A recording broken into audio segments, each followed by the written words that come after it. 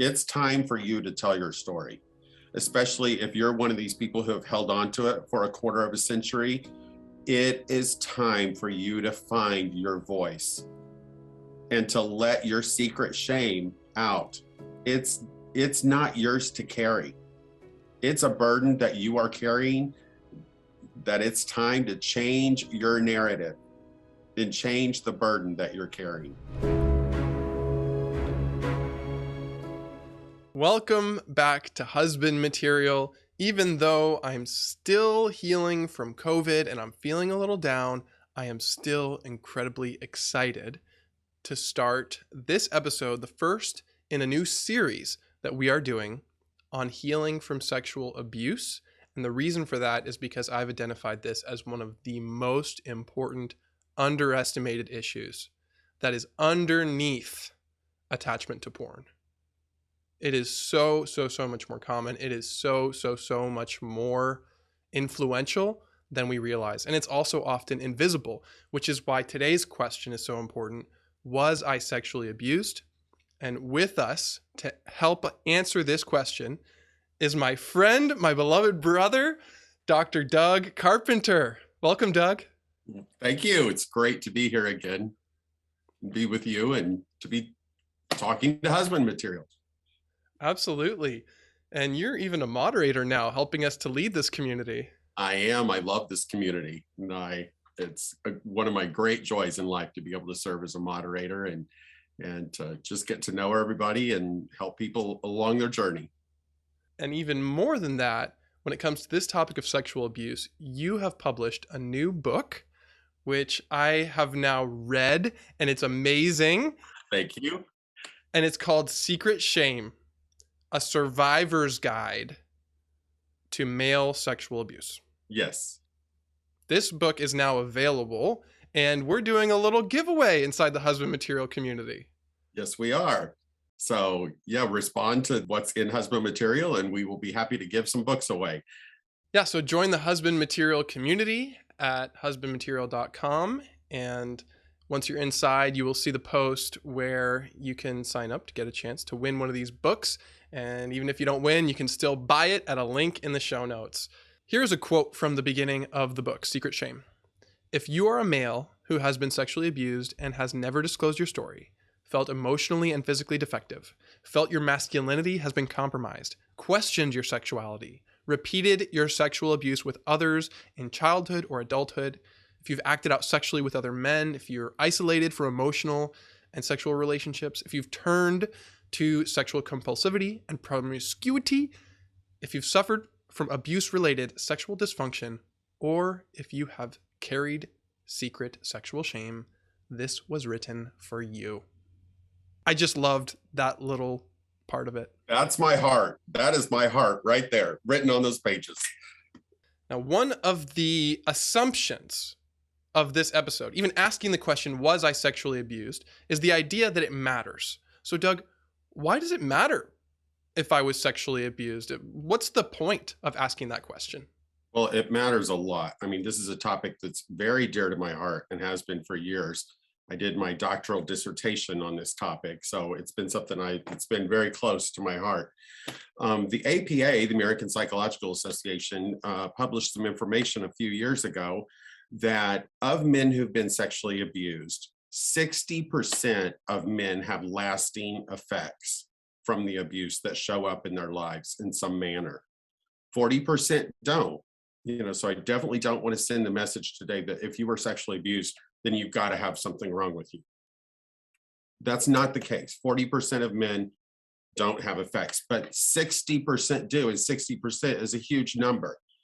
That it affects your life in some way. It can affect your relationships with other people. It can affect the way you parent. It can affect how you develop sexually, which is something I talk about 3 or 4 chapters in the book, is the impact on your own sexual development.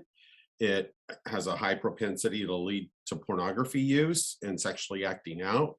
There's just a host of ways that it can impact a man's life. One of the major ways that the research shows that it can impact your life is that it, number one, makes a male question their own sexuality. because it's so confusing to a boy.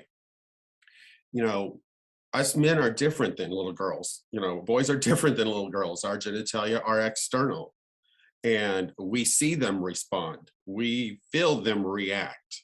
When you stimulate them, it's something that your body responds to. And so then that causes so much confusion in the mind of little boys and teenagers. And then as they grow up to be men, and then they're confused about, why did my body respond? How did I get myself in this? Why didn't I fight to get out? And then we write all these false narratives in our head. And those false narratives then lead us, potentially, in some people, to act out sexually, to turn to porn. So there's all kinds of effects. So it's important that we ask this question. Statistics show that 1 in 6 boys have some kind of sexual encounter by the age of 18 that would be considered abuse. You know, it's 1 in 3 girls, 1 in 6 boys. And we believe that that number for boys is probably inaccurate, because there were 3 large studies that showed men waited anywhere from 23 to 26 years before they ever told anyone that this happened to them. And what is just the impact of carrying a shame-loaded secret for a quarter of a century? What does that do to the minds of a boy, to a teenager, to a man? So this is important. It's important to ask this question. And if you're one of these people, then to lean into that and start inquiring about that within yourself. Yeah, if you're asking that question, was I sexually abused? First of all, how brave of you. How brave. Yes. And how important. You are not wasting your time by asking that question. Not at all. This is about getting a true narrative, or at least a narrative worth living, rather than the false narratives that we tell ourselves. Yes, because this topic is full of false narratives. I mean, we could do just a whole show around the false narratives that men tell themselves in relation to abuse.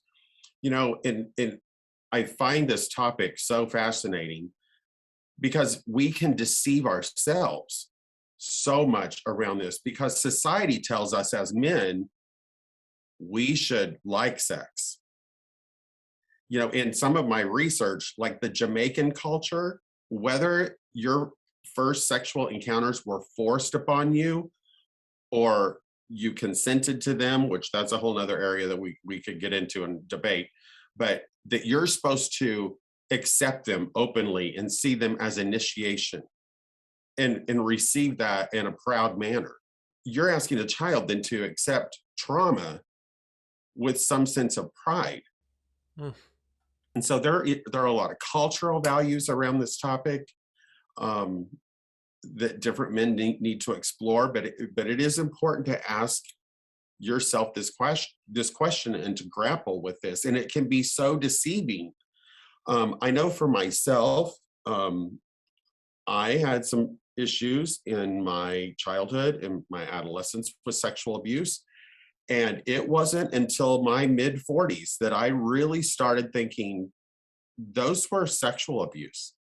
Those things that I lived through were sexual abuse. And throughout my life, I had signs of being sexually abused, but I always told myself that I wasn't. And the more I started researching this topic, working with men, writing about it, I started to explore my own experiences. And I'd like to share those with you all today, so that way, you know, you can hear my story and have an understanding of that too. When I was little, I spent a lot of time at my paternal grandmother's house. And she lived near a park, and it was, you know, that we're talking 47 years ago, a long time ago now. I'm getting up there in age. where it was pretty safe to run around. So like as a 5-year-old, I could go across the street and go to the park and play. And it was no big deal back then. But what happened was there was a girl down the street who was like 4 or 5 years older than I was. And when I would go to the park, we would play together and she would always ask to see my penis. And so me being kind of innocent and naive would let her see it. And it progressed to her wanting to touch it. So I let her touch it. And I remember, I think I was 5 and she was 9. And one time she said to me, now granted, I didn't understand any of this then. It wasn't until much years later that I realized what must have been going on. But she said to me, do you know that if I touch this for long enough or pull on this, that white stuff will come out? And I was like, no, I don't know anything about that. You know, I was clueless. Now looking back at 9 years old, she had to have been being sexually abused, or she was being heavily exposed to pornography in some way. You know, back then it would have been like videos, I assume, to even know that that occurred with a man. And then for her to think that she could do that to a young boy. You know, so she was repeating some kind of trauma that had happened to her with me. And you know what, as I grew, I really didn't think about that being sexual abuse. But I know that I had a lot of questions around sexuality starting at a very young age. And so that awakened something within me to start questioning, thinking about, being curious about, even though I grew up in a pretty strict Christian home and I was pretty naive. And then when I was about 11 or 12, I really didn't have many male friends at school. And this other boy befriended me, and he was kind of a nerdy engineering type kid, real into math and science. And I kind of wasn't, but we became friends, and I started going over to his house. And when I would go to his house, and I'm not talking like a slum place. This kid lived in a nice house. His dad owned the lumber yard in town. They had money. But his dad had Playboy magazines everywhere. They were in the bathroom. They were on the coffee table.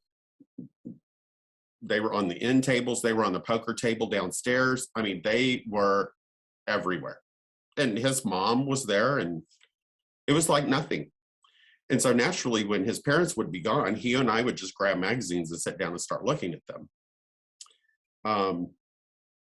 And then at one point when I was spending the night, during the night, he said, I want to show you something. And he started fondling me and touching me. And he did ask me, can I touch you?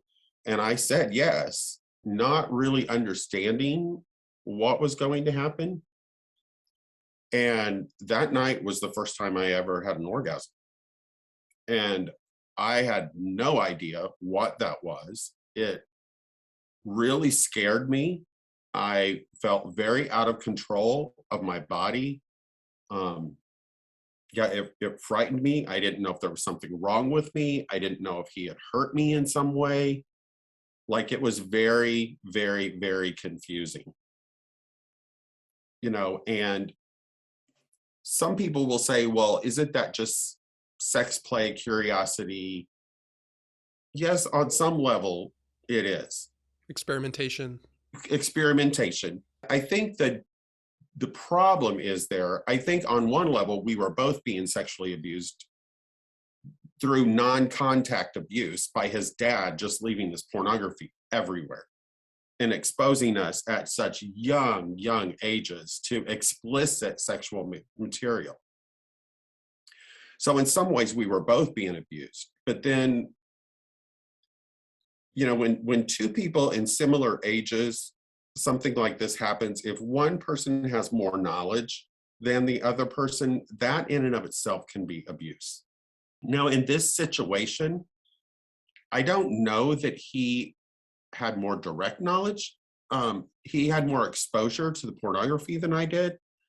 I think what was significant there for me was that I just had no idea what was happening. And so that became traumatic for me that happened. I can't even say that it felt good the first time because I was so afraid of what my body was going to do. I mean, I started shaking. You could build, the intensity was building, and I just didn't know what was going to happen. And then when it happened, I was like, I don't know what this is. So it's so overwhelming. It was very overwhelming. It was emotionally overwhelming. I was gripped with fear versus a sense of pleasure. But over the next few days, I spent naturally a lot of time thinking about what had happened.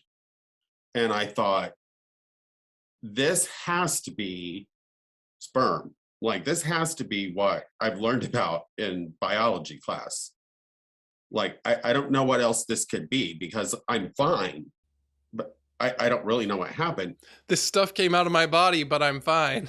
But I'm fine. But it felt so weird and I was so scared. And so then I thought, can I make that happen on my own if I do what he did to me? And so I went in the bathroom and I did, and I made it happen. And it did feel good this time. And so I was like, this has to be what it is. You know, I think where another layer of trauma came in for me with that was I started masturbating every day from that point forward. But because I was raised in such a strong religious environment, I knew that it was sinful if you thought about a girl in some kind of lustful way. So for probably the first, I don't even know how long, of my masturbation habits were all done to fantasies of what he did to me, which then led to a lot of sexual confusion and identity issues as an adolescent. Because in some ways, I feel like I almost abused myself, that I conditioned my brain and my body to respond to another boy because I just started replicating what he did to me. And so, you know, my story may be very different than other people's story of abuse. You know, a lot of people were sexually abused by an adult who knew exactly what they were doing, who had groomed them, who had prepared them without them even knowing that they were going to take advantage of them. What's important is to look at how did these events affect you? And I know for me that it awakened a lot of sexual desire probably very early for me, much earlier than it ever should have been. There's this one quote from your book that I underlined and circled, and I have been thinking about it ever since I read it. Okay. You said, in regards to early sexual awakening, that exposure to pornography at an age before the brain is ready to process sexual information is a form of sexual abuse. Absolutely. Absolutely. I mean, think if you took a baby who can only drink milk or drink breast milk and you started pushing a piece of steak down its throat, what do you think would happen? That baby would choke. It could be fatal for that baby. Your sexual template is no different. Your sexuality and your sexual template is supposed to gradually unfold through maturation. And when you get something from an adult level thrown at you, it's like shoving steak down a baby's throat. Your mind is not ready to process that. You don't know what you're looking at. You don't know what you're seeing. You don't understand what's going on. And often those early sexual experiences are coupled with a high degree of emotion. And when you have emotion with risk and shock, the hippocampus, which is the thing that converts short-term memory into long-term memory, it's like stamping that into your brain. And that's where you talk about imprinting. Yes. So here you start your sexual template with a ton of information that you didn't gradually learn. It's like throwing a bunch of paint on a white canvas very quickly. And it just awakens things in you that you're not ready for, that you can't process. And also, the research shows if we begin any addictive type behavior or substance by the age of 14, that we are more than likely going to have a lifelong struggle with that issue because of the way it affects your template, not just sexual template, but all kinds of templates that we have in our heads about life experiences. Yeah, our formation and our deformation. Right. It takes place disproportionately at younger ages. Absolutely. So when porn is part of that story from a young age, it's inherently abusive. Inherently abusive. And one of the major insights I gained from your story is that even if I had an experience with another boy or another little girl, and maybe that little boy or that little girl didn't sexually abuse me, it could be sexual abuse by an adult without contact, even if I don't see it that way. Absolutely. Absolutely.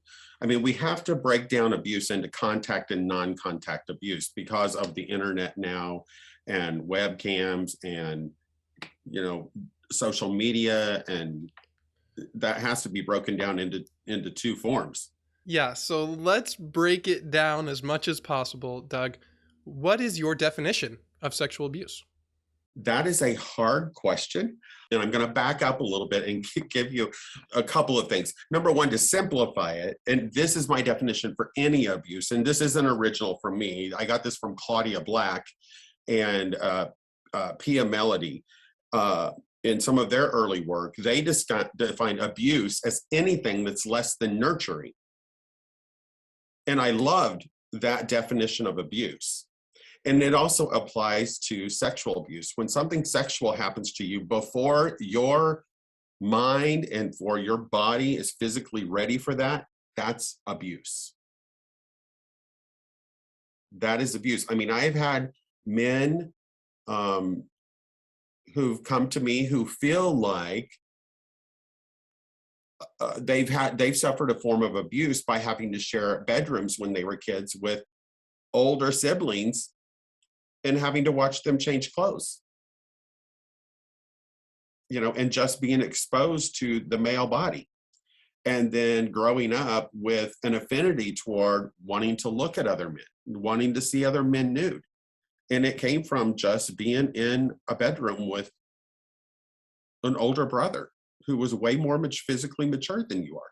Right. And that's why what matters most is not necessarily the forensic objective details of what happened, but how is it impacting you? Exactly. So I think each of us have to read books such as the one I've written or other books that are out there, and you have to figure out for yourself, were you sexually abused or not, by whatever your definition of that abuse is and how it impacted you. Another thing that I wanted to throw out there is the research also shows that 25% of adolescent boys will engage in some type of same-sex behavior. It is because of pure curiosity. It is out of experimentation. It is out of, I want to see what this feels like. It's out of a desire for sexual gratification, not out of sexual harm.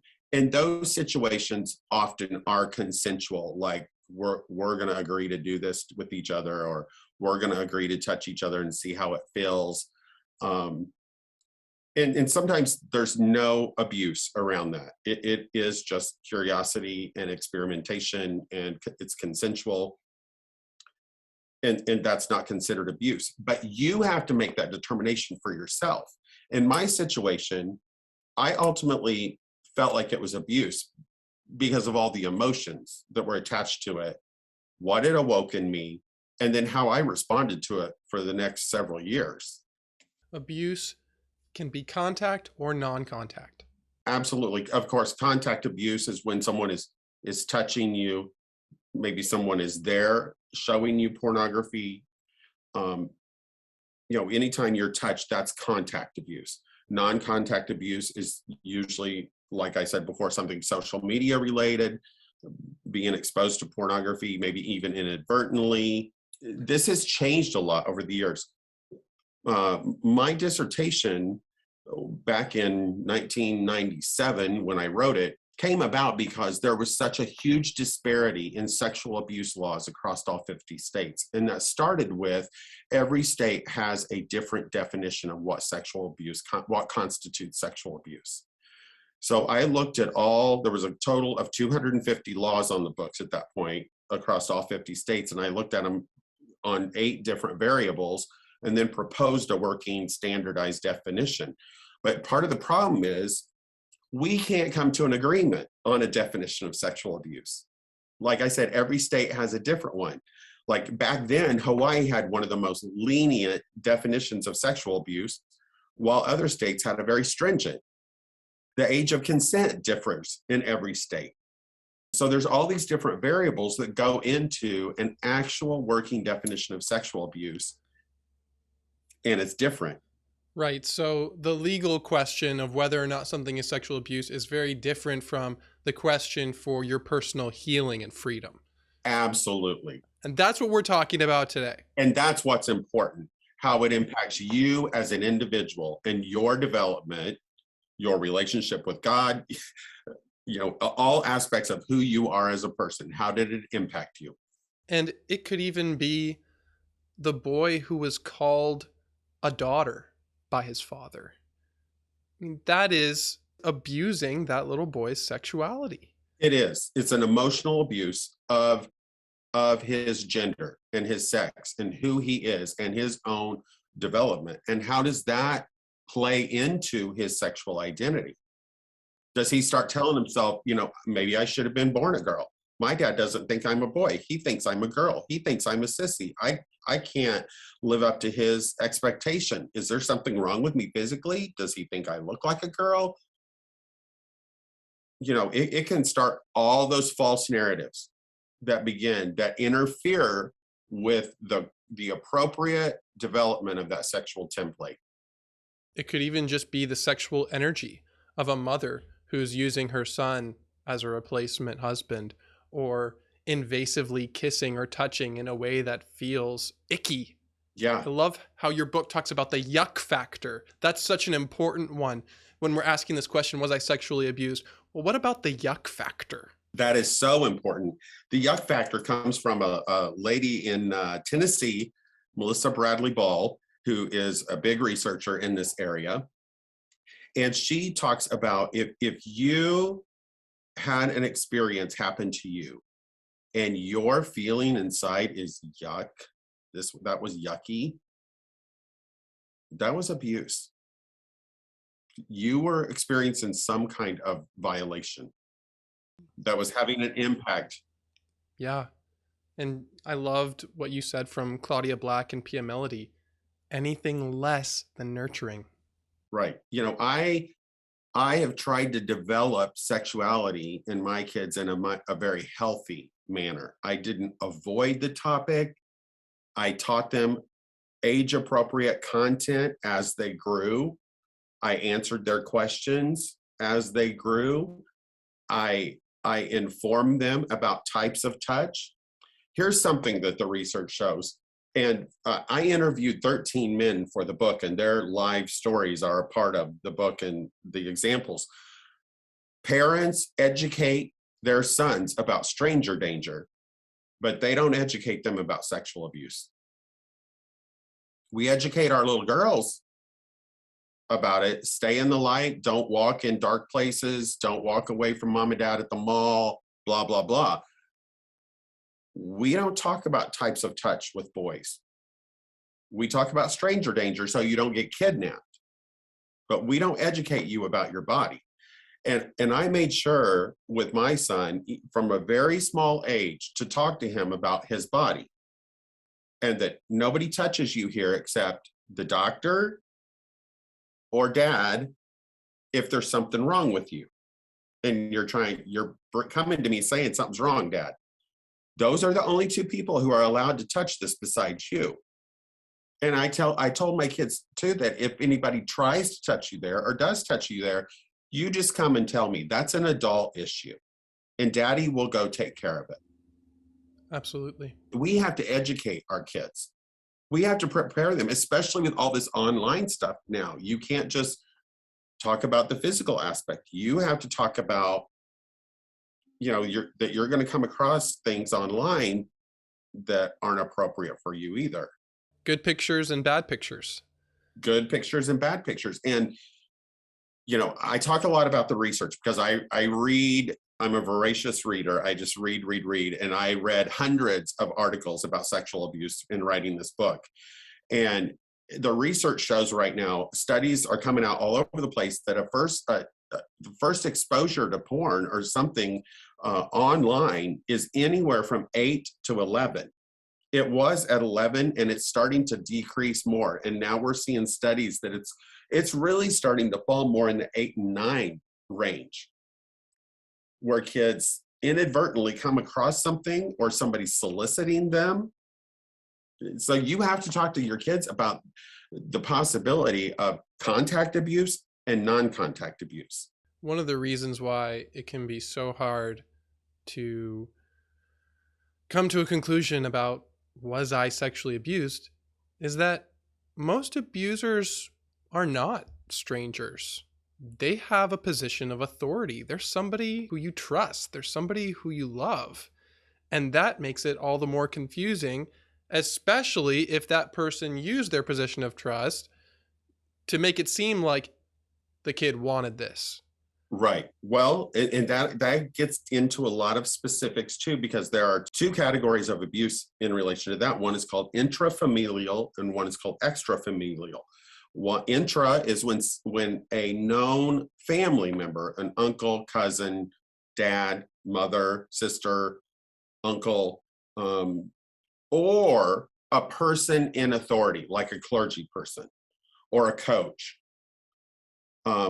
when they violate you or have some kind of sexual abuse with you, that's called intrafamilial. Extrafamilial is when it's somebody completely outside of the family who doesn't have any type of authority over you, like maybe the neighbor.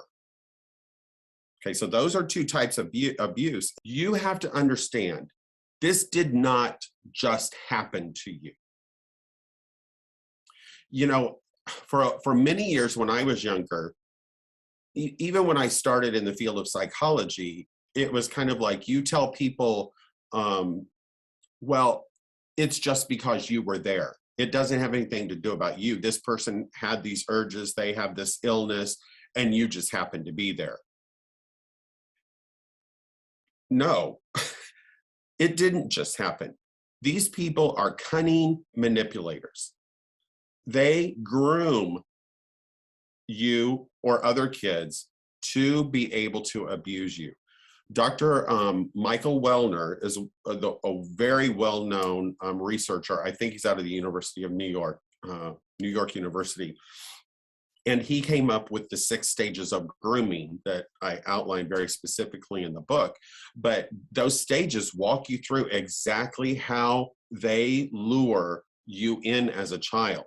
And there's so much manipulation before you ever get to stage 5, which is where the sexual abuse actually occurs. And part of that is convincing you to think that it was your idea. Absolutely. You got an erection when you saw that Playboy magazine on my coffee table. I had to show you how to get rid of it. Those are the kind of things that how they tell kids it's their fault. You responded to this. You asked me a question. I saw you looking. You enjoyed this. You came back for more. And those are some of the false narratives. Absolutely. Doug, what's one of those false narratives from your life that you've been able to rewrite? Well, the big one, I think, was that I wasn't sexually abused. And the more I got into this and the more I looked at some of the things that were going on inside my own life and struggles that I was having, I was like, This absolutely was abuse. Just because my friend was the same age as me, the way it impacted me was abuse. It was sexual abuse. And so I've had to rewrite that narrative, and I've also had to rewrite the narrative that, well, I got an erection when he touched me. I must enjoy being with a man, a male. Because why did my body do that? Your body's going to respond to stimulation. That's the way God designed the male body to be. Your body does not, this is a good line. This is one of my favorite lines in my book. Your body does not know the difference between abuse and intimacy. If someone is stimulating your penis, it is going to get erect. That is what God designed it to do. Whether it's a man or a woman, your body is going to respond to touch. Your body in and of itself doesn't know if that's abuse or love or intimacy. It is a physiological response. It's a stimulus and a response. It's doing exactly what it's supposed to do. It's us as individuals with our own minds and our mental capabilities that write a narrative to go along with that. That is often false. Husband material is all about getting over pornography, but I think it's from these false narratives that you write about yourself that is part of your draw to whatever type of pornography you like as well. Because, you might start thinking, well, my body responded, so I must like to watch gay porn. I must like the thought of two men interacting because my body responded this way. And now when I see this, my body still responds. I enjoy it. I want to see it. Being aroused by something does not mean I like it, does not mean I enjoy it. Those are two completely different things. Completely. I have a whole section in the book where we talk about the difference between sexual arousal and sexual desire. Sexual arousal is something that's conditioned. Your body responds to sexual touch. Your brain connects whatever touched you to that event with pleasure that my body responded.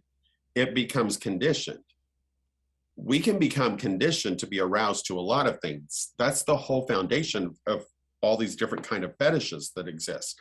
There's been a pairing, an association of two things that maybe don't really even belong together, but somehow they became paired. They became conditioned, and now you're aroused by that. Sexual desire is something completely different. Sexual desire is what your heart longs for. Amen. What your mind and body and heart long for. How do you want to connect to that other person? And to what sex do you want to connect with? Even though you might be aroused by men, you may be aroused by gay pornography, your arousal is completely different than your desire. And that's where we get, same-sex attraction that's unwanted. All the behaviors in Jay Stringer's book about unwanted, those were all things that you became conditioned to. Those went on your arousal template. And it's not even limited to that. It's also for men who might be attracted to older women. It's also for men who might be attracted to minors. Absolutely. Yeah, it's for men like me who might have a fetish for a specific object or like type of appliance or clothing, or even something as seemingly normal as having a thing for mini skirts. All of that comes down to this sexual response cycle that you talk about in your book. And it's just so helpful. That was my favorite part of the book too. Okay. It makes me think of a really interesting story, and it's been so many years since I treated this individual, so that's a little foggy for me, but he used to work on the farm with his dad, who was a very rough and rugged and hard man. And the only time he saw his dad as vulnerable is when they would stop and get off the tractor and go pee out in the field together. That was the only time he felt like his dad was like vulnerable with him. And so he developed a fetish for men urinating. Well, that totally was a conditioned response, because at that point, from father wounding, he was trying to find a way to connect with dad in his most vulnerable moment. And that just happened to be all about when we urinate together. That's a complete association and an arousal pattern. It has nothing to do with your desire for who you want to connect with on a loving level. And that is just one of the different ways sexual abuse can impact us.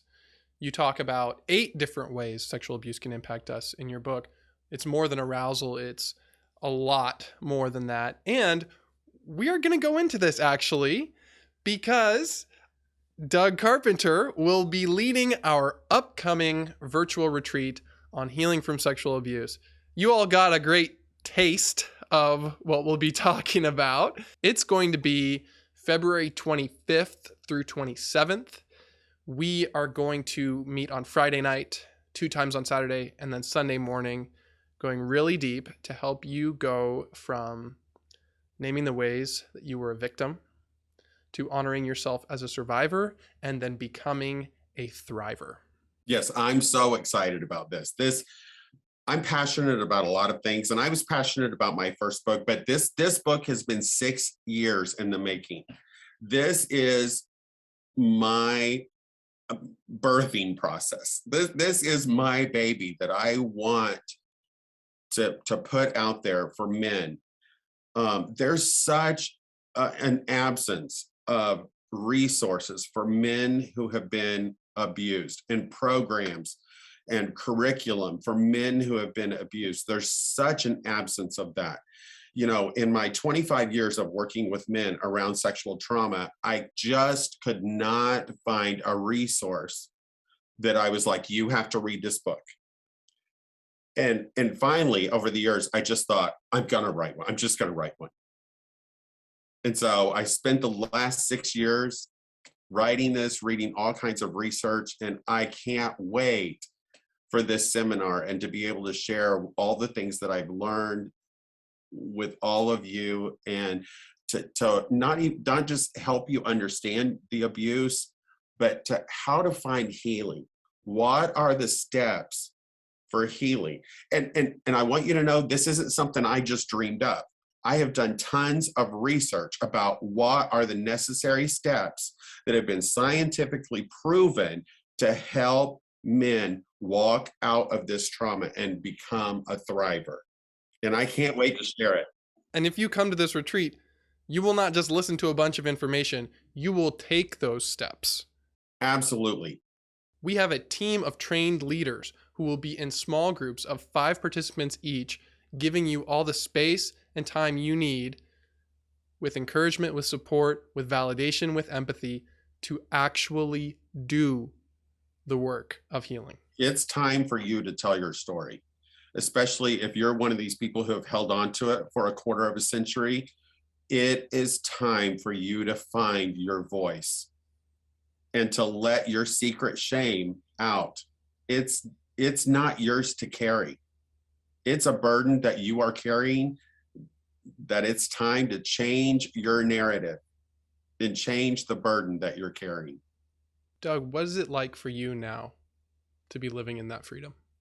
For me, it was working through my sexual abuse and understanding how that connected to the types of pornography I wanted to look at, what my sexual desires were.